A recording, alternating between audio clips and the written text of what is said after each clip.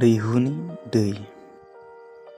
मोनसे समाव गांदोंमोन आंखौ दै। मोना मोना जादोंमोन आं जेरावबो। लोंनोथ' सानो गोदै रावजों सोंना, नाथाय सोरथो होनो सिनाय मोनै मानसिनो। सानसेखालि मोनबाय आं सासे सिख्लानिफ्राय गिलाससे गिलासनै दै गांगाजासे। थाजिम मोनबाय देहाखो, गाराङाबो सिबाय।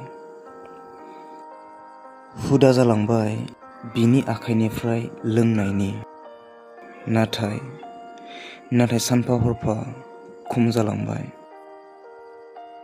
मिथिबाय आं दैया दैहुआव गैला।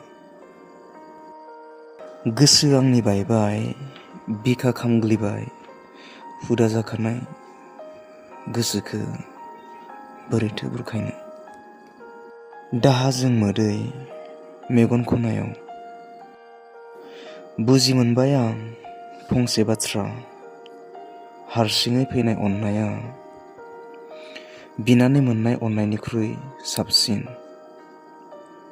हारसिङै फैनाय अननाया बिनानै मोननाय अननायनिख्रुइ साबसिन।